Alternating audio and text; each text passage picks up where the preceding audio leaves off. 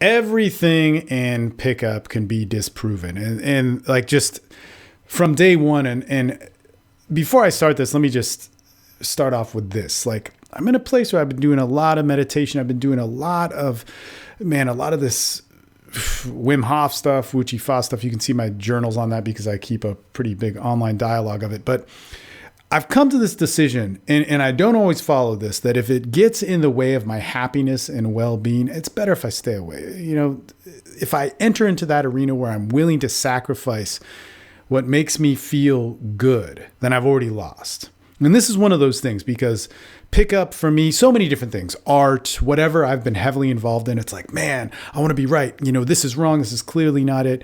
And so I'm diving into this, and I'll take a non-personal kind of approach to it. But people in pickup have all these ideas about like high value, about demonstrating value, about how a woman thinks, about being strong, about holding a frame, and all these different rules that are somehow going to make you, a better man. And they can all be disproven. And the crazy thing about this is that they can work, they can get results, but they will never. Why? Because they're based on scarcity. They're based on fear. They will never get you to your full expression of self. And first, let's get into the disproving of this. I mean, bottom line is from my own story of sex, when I did my best with women in whatever definition, pickup would say so, like many women, living with a bunch of women, fucking a bunch of women, whatever it is, like traveling with a bunch of women, everything was interesting to me, man. Like, just whatever, dude, and my imagination and sexual drive was like pretty fucking out there. So I really, really pushed it in those ways. All those things happened when I didn't have money and I didn't have status. My main focus was actually sex and having sex and interacting with women and doing this crazy lifestyle. Just enough to get by to do that, man. Just enough to get by to go to Europe, to go to the Caribbean, to go to Brazil, whatever, and like hang out with a bunch of chicks and fuck them and then meet a girl that's rich and have her fly me over, whatever, man. It's just all sorts of stuff. Like that was it. That was the goal, and that's what I did. But what's even better about this is everybody I know who was really good with women, who like fucked like I fucked or had relationships like I had. They weren't from the pickup industry. They were guys that were broke. I mean, one guy that was from the pickup industry, Jason Savage, lived out of a fucking van. He lived in a van. He had nothing. He had no money. All women paid for his stuff. He eventually got an apartment where I lived that was like $500 a month in an awesome location. Man, let me just tell you, Creekside was the shit. But and a bunch of pickup guys lived there, but he got a girl to pay for that. Well, other girls lived there and cycled through for like 4 years, some insane amount, and like just always had these sugar mamas taking care of him. That guy had no money. That guy had no status. That guy had all the things. He didn't have all the things that pickup said was necessary, but literally to this day, one of the better seducers in the sense of, man, I did stuff with him. I've fucked chicks with the dude. Like, I mean, it was so about the sex, the beauty. He got it. I learned so much from him. It was just like such a good experience, and didn't have anything. Like, I know so many guys like that. My jujitsu buddies that have fucked more people. One person in particular, Scott Nelson, that's you. I mean, he did all of this and he knows how to use status, but he did this whether he had money or not.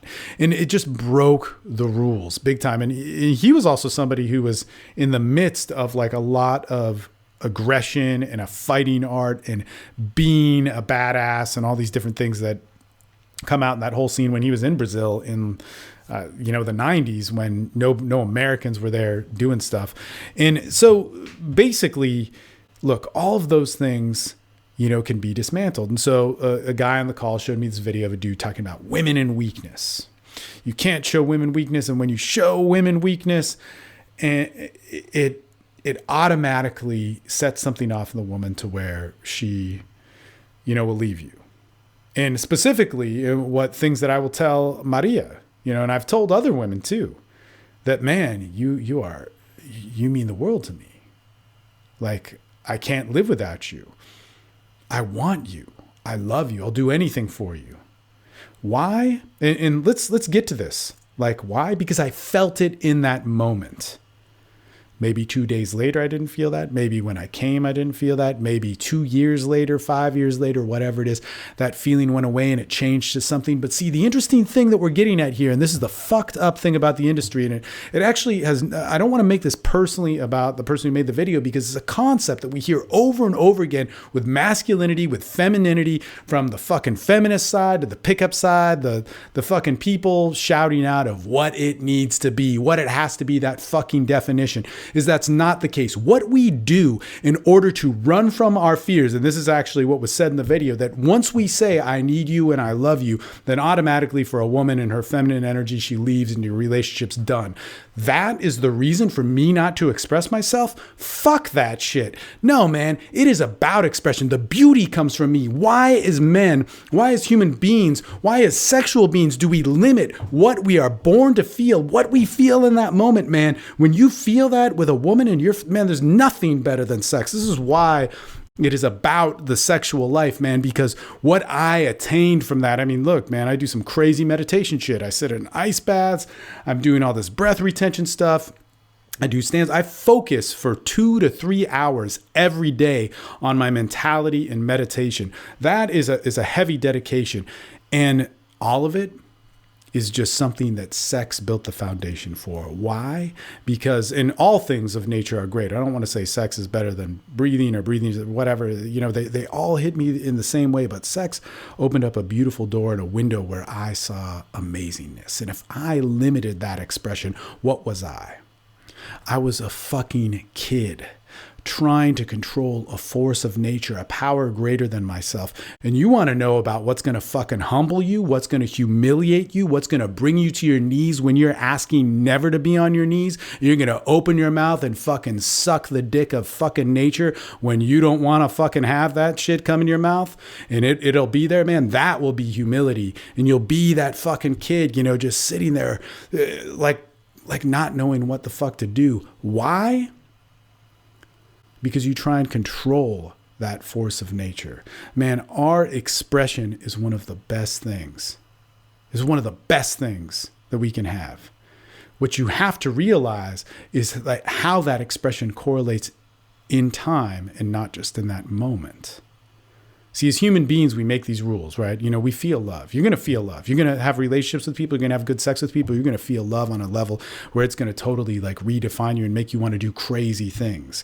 But see, living in a harem is a man-made structure, just like monogamy, just like polyamory, just like being a swinger. These are all ways that we try and, you know, control, and none are bad. They're all good. They're all good. You can be happy in all of them, as long as you express and allow yourself to change. See, there's no right way ever. There's only the way now. And as crazy and woo-woo as that sounds, what that really means is right now what you're feeling, you got to learn to express that and express it in a way that it's going to communicate, it's going to connect and serve the overall benefit for you guys. And sometimes you don't know what that is. So you just have to act and do. But all you can do is be responsible for that moment. Man, if you feel something, learn to say it. Learn to own it. Learn to let it change. And here's the crazy thing in our culture. Like, you say something to a woman like that and she falls in love. You know, it might even be stupid if you have some knowledge knowing that she's going to fall in love and maybe you're not ready for that, or maybe you feel that, but you're not ready for that with the rest of your life. You may have to back off. But you know how you're going to learn that? Is if you live it. And then you hopefully have a community of men that are being honest and not telling you to fucking imitate Facebook, you know, culture or expression megaphone of yourself, and really get to know you and move within that. And God, man, that's the real beauty. You know, that's what sex and love and relationships taught me. And you know what my expression taught me and learning to do it is that any consequence that came from it was worth it as long as I was true to myself. And man, if you guys know me, I got some fucked up stories. I, like every other man out there, who's been in love, has every reason to hate women, to not want to be around them, to just see how nasty love and relationships can make somebody. But at the same time, I see it as one of the most beautiful things, and something that I will never, never want to think that I'm bigger than it. And any opportunity that I can submit to expression, man, I'll fucking take it.